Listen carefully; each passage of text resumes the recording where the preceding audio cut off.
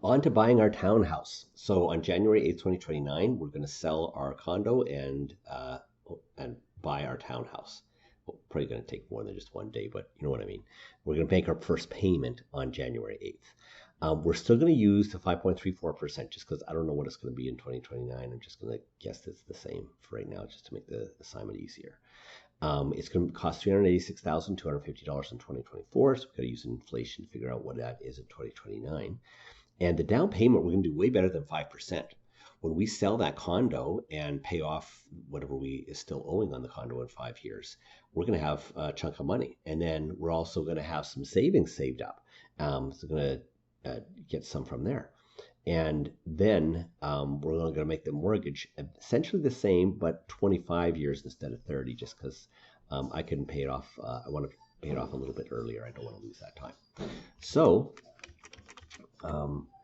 let's go control page down into the housing and control home. And the townhouse in 2024, the townhouse is $386,250. And then I'm going to go back to the condo formula, which is whatever the one above it times inflation, and shift down all the way, and then across one, control R for autofill to the right. And so in 2029, the townhouse is going to cost this much, $437,006. So then I'm going to copy all the formulas that I've made for the condo, shift, and I'm going to go page down to get past that gap, and then end down to go to the very bottom. While I'm still holding shift, I'm going to go across to get all the numbers. And remember, the K column has the percent interest rate in it. So choose that one. And then control C, control home to get to the top, go across to the M column and control V. Then the housing price, if you equal that, hit the equal sign on that, and then go over to the townhouse in 2029, enter, that's what that is. The down payment, we're going to, instead of having a number that we're going to type, like 5%, it's going to end up being 30. We're going to later make that a formula. So go right down to the down payment, and the down payment is going to be equal to what we're selling the condo for. So go down to 2029 condo for $311,000. That's how much it's worth there. And we're going to subtract how much we still owe. So go to in the J column, owing, and it's going to hit end and then down to get, we still owe $241,000. Okay. Plus, and the down payment, hit plus, we're going to keep track of how much we're going to pay as a large payment. So control page up, and that is going to go in large payments right here.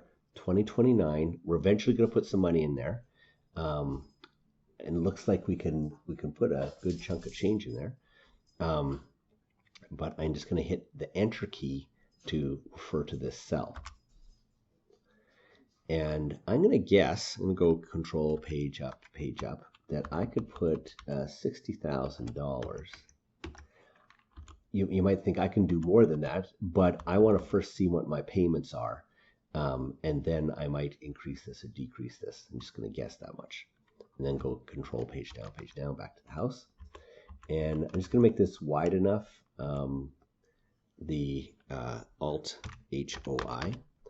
And what I also need to change, I'm going to say with a down payment, Alt HOI. And let's see what percent this down payment is. And in the down payment cell, which is N2, equal the down payment divided by the house price in N1. Enter. 30%. I was right. Okay, so I just done this before. All right, so now the date is the 8th of January 2029. So 8 space Jan space 2029. Good. All those are correct. The payment is going to be a little bit different. It's a 25-year payment. So F2 to edit this. And I'm going to go to the 30 and backspace that to 25. Enter. Everything else should be good though. And And just taking a look at it. And my mortgage, is that right? Yeah, that's about right. Now I'm going to go control page up, and I'm going to make a house formula for the second house, a sum if equal sum if. Oh wait, one more thing before I do this. Escape. I go control page down. We need to make this more than 5 years. We need to make this go down to line 656. So I'm going to go end down and then select that last line and go, while I'm still holding shift, page down all the way, and a bunch of page downs until I get to the 650s. Oops, page back up. I'm going to go down to 660 just so you can see, and then control D. So looks like the last two lines you'll see in the R column, they're in the negative. So we paid it off. 2053 is when we pay it off. So go end down and get rid of the last two lines. These cells, delete. Good. So now I can do my sum if. So control page up.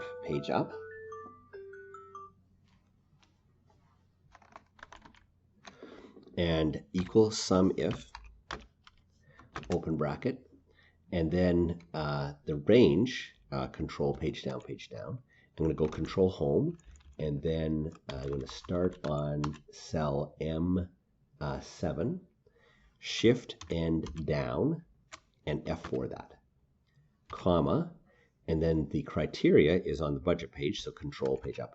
I'm going to go control home, and we're in year 2029, so cell A9, and then comma, and then the sum range, control page down. I'm going to go control home again, and I'm going to go, it's going to start on 07. I'm just going to move to 07, and then shift and down, F4 that, close brackets, enter. Good. So it is a lot more money, and I think I could still give a little bit more into the down payment. But I also got a car to buy, so I'm going to readjust this later. Actually, yeah, I'm just going to readjust this later when I get a car and see how much of a down payment, what that leaves me. But to finish paying for the house, I'm going to go to the formula I made in AV9, hold down shift, page down, and it's 2053 when we pay it off. I'm going to arrow down there. I'm going to arrow past to 2054. And I'll autofill the formula down, control D. And there it is. It's all paid off. And I can see in 2054 that I'm done. The house is paid off. So I'm going to save my work, control S.